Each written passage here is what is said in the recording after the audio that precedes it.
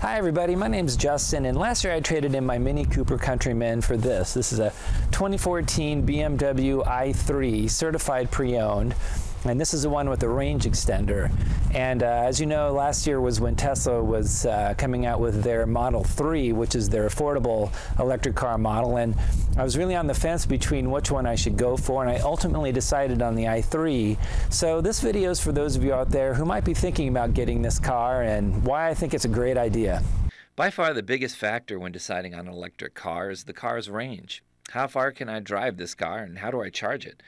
As it is now, a $35,000 Tesla Model 3 will get you 220 miles, and a $37,000 Chevy Bolt will get you 240 miles on a charge. Now these cars will be less money after the $7,500 federal tax credit, along with other state credits, so count on around $30,000 after dealer fees and taxes. Of these two cars, the clear winner in terms of charging convenience is the Tesla Model 3, as they have a massive proprietary charging network that stretches from coast to coast. The same can't be said for all the other electric cars. Their charging stations are cobbled together at odd locations and out of range on many highways, leaving many potential EV buyers looking elsewhere for their next car. One thing is true for all purely electric cars. If you plan on traveling out of range, then you're going to have to plan on charging it. A Model 3 will take 45 minutes to an hour at a supercharging station, and that's if one is available. This means that a 500-mile road trip will involve a charging session along the way, a couple of times while you're there, and another charging session on the way home. I personally don't take many road trips, and I don't think that driving an EV for long distances is a really good idea. Now, after looking closely into my driving habits, I discovered that I only drive 25 to 30 miles daily, with some exceptions that took me 60 to 75 miles on rare occasions. Considering these factors, I felt that I really wouldn't use the full 220-mile range of the Tesla Model 3 all that often, and that led me to the BMW i3. Now, this seemed like a perfect option for my needs, as a range extender can also be refueled when needed. As I kept searching, I noticed that used BMW i3s were dropping in price dramatically during this time, especially in California. And as I looked into it more, I quickly realized that this car is light years ahead of anything else in terms of its production, including the Model 3.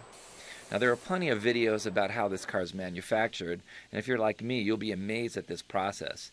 There's a link to more about this below, but basically this is a revolutionary ground-up design car that's made of aluminum and carbon fiber composites as well as recycled materials. Even the factory is wind-powered. So after all of this research, I decided to buy this CPO i3 from a dealer in California, as there were none nearby here in Arizona. Now I paid $18,500 for this car with around 25,000 miles on it. The Msrp of this car was around $49,000 with all of the options included when it was new just 3 years prior. The car was delivered in March last year and has been my daily driver ever since.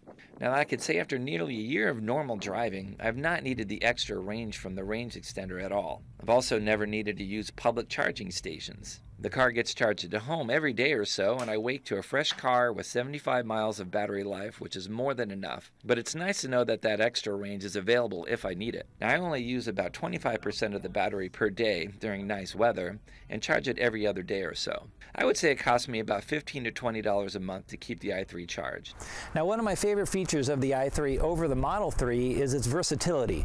You're able to open up both these doors, and because there's no B-pillar here, it's perfect for loading in gear or passengers. Having no B-pillar means that I'm easily able to load my gear through the side as well as the back, which is really convenient. The i3 is also very well insulated, making for a quiet ride. Second, the driving experience is revolutionary. The Go pedal uses the car's own inertia to brake the car and regenerate its energy back into the battery. This is known as one-pedal driving, and I can go nearly all day without using the brake pedal. I can also climatize my car via the app or set it to climatize when it's charging to save battery life. Now, one of the few criticisms I have for the i3, and actually for all electric cars in general, is that they're just not really that rugged. They're not really designed for rural kind of settings with dirt roads and things like that. And the wheels on this car to me seem more designed for the street and urban kind of settings, but it works fine for most, scenarios. You just definitely do not want to take this thing off-road. The i3 has very few tire options, and I'm hoping in the future that more rugged ones come down the line. Finally, this car is reliable. I've had zero problems with it even in Tucson's 110-degree heat of summer. Using heavy climate control does lower the range by about 15%, but Tucson has mild weather 9 months out of the year, so most of the time I'm able to use its full range. So those are some of my thoughts on the BMW i3 after about a year of ownership and why I chose it over the Model 3. If you're thinking about getting one of these, I would suggest finding one that's certified pre-owned so that you can get the extra warranty coverage.